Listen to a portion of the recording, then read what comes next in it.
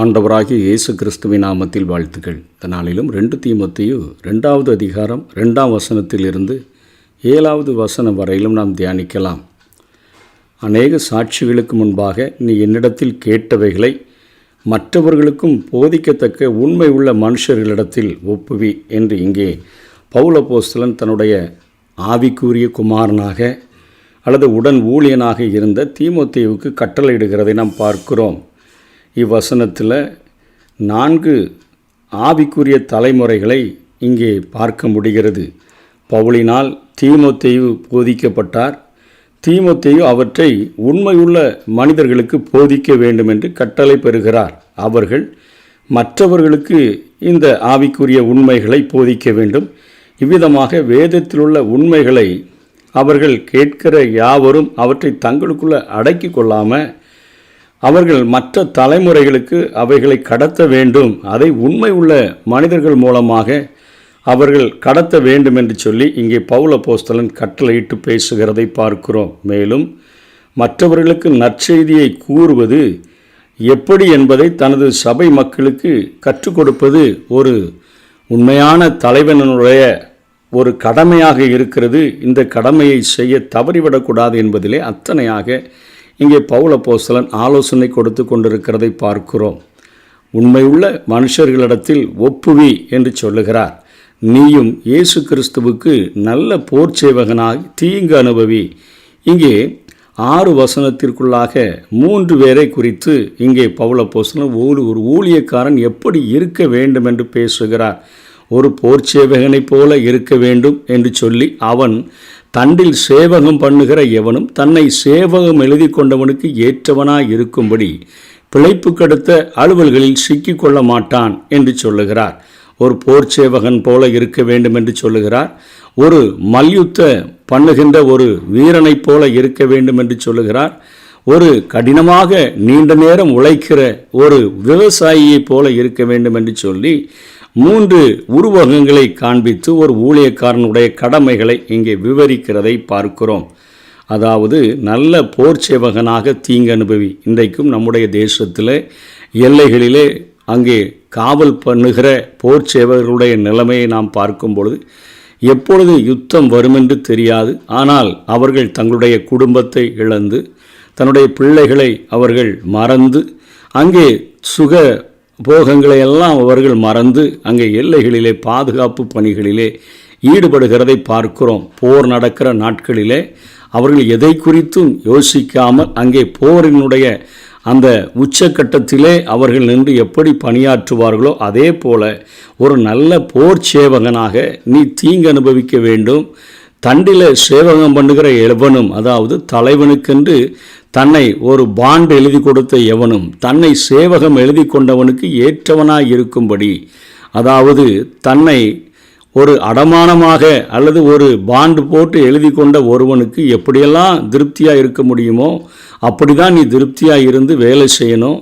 நீ பிழைப்பு கடுத்த அலுவல்களில் சிக்கிக்கொள்ள மாட்டான் அப்படின்னு சொன்னால் இங்கே இயேசு கிறிஸ்து நம்முடைய தலைவராக நம்மை அவருக்கென்று பணியாற்றும்படியாக நம்மிடத்திலே அவர் ஒரு உறுதிமொழியை வாங்கி கொண்டவராக இருக்கும் பொழுது மற்ற வேலைகளில் ஈடுபடக்கூடாது என்று சொல்லலை, சிக்கிக்கொள்ளக்கூடாது என்று சொல்லுகிறார். பவுலும் கூட கூடார தொழில் செய்கிற வேலையைத்தான் செய்தார் என்று அப்போஸ்தலர் 18வது அதிகாரம் 2வது வசனத்திலிருந்து 4வது வசனம் வரையிலும் பார்க்கிறோம். ஆகவே மற்ற வேலைகளில் சிக்கிக்கொண்டு உலக பணிகளில் சிக்கிக்கொண்டு ஆண்டவருடைய ஊழியத்தை முற்றிலுமாக மறந்துவிடக்கூடாது அப்படின்னு சொல்லி இங்கே ஆலோசனை கொடுக்கிறார்.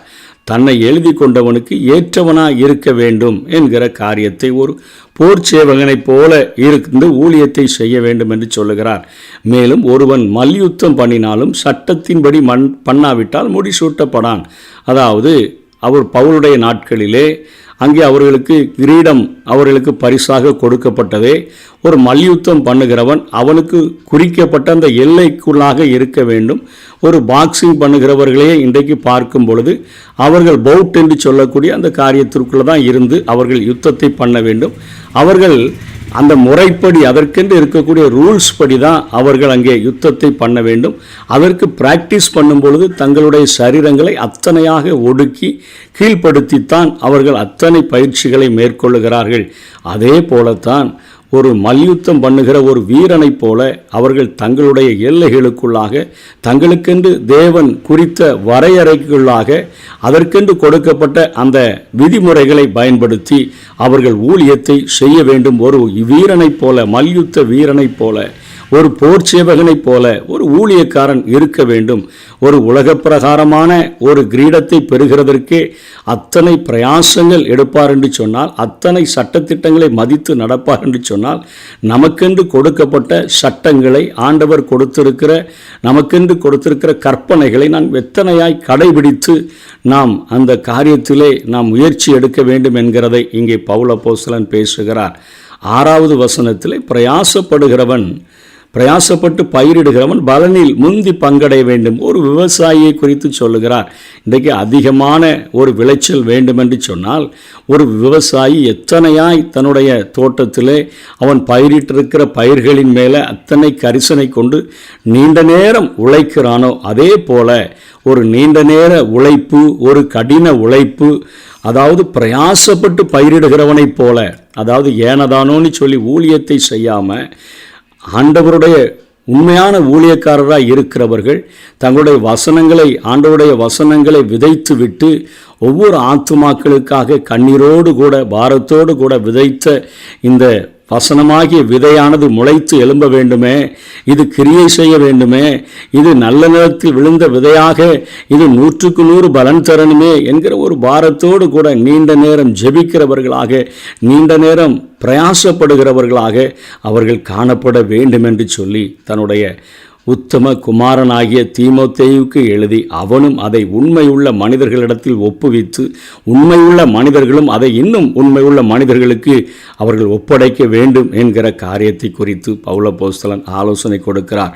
நான் சொல்லுகிறவைகளை சிந்தித்துக்கொள், கர்த்தர் எல்லா காரியங்களிலும் உனக்கு புத்தியை தந்தருள்வார். ஆகவே இந்த உலகத்தில் ஆண்டவருடைய ஊழியத்தை செய்கிற நம்ம ஏனோ தானோ என்று செய்யாதபடி, இழிவான ஆதாயத்திற்கென்று அந்த ஊழியத்தை செய்யாதபடி உண்மையான பாரத்தோடு கூட இயேசு கிறிஸ்து எப்படி இந்த பூமியில் இருக்கும்போது பகற்காலம் இருக்கும் மட்டும் என்னை அனுப்பினவருடைய கிரியையை செய்ய வேண்டும், ஒருவனும் கிரியை செய்யக்கூடாத ராக்காலம் வருகிறது என்று சொல்லி அவர் ஓடி ஓடி உழைத்தாரோ, எப்படி ஒரு சமாரியா பெண்ணுக்கு சுவிசேஷத்தை சொல்லும் பொழுது எத்தனை இளைப்படைந்தவராய், எத்தனை சோர்வடைந்தவராய், எத்தனையாய் பசியுற்றவராய் இருந்த போதிலும் என் பிதாவின் சித்தத்தின்படி செய்வதே என்னுடைய போஜனமாய் இருக்கிறது என்று சொல்லி அந்த ஊருக்கே சுவிசேஷத்தை சொன்னாரோ, அதே போல நாமும் நல்ல போர் சேவகனைப் போல தண்டிலே சேவகம் பண்ணுகிற எவனும் தன்னை சேவகம் எழுதி கொண்டவனுக்கு ஏற்றவனாய் இருக்கும்படியாக,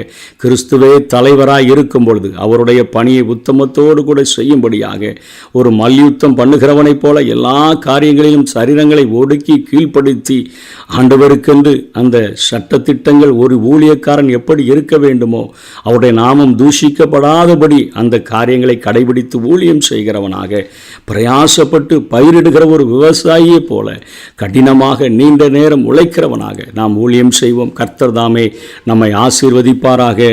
ஆமேன்.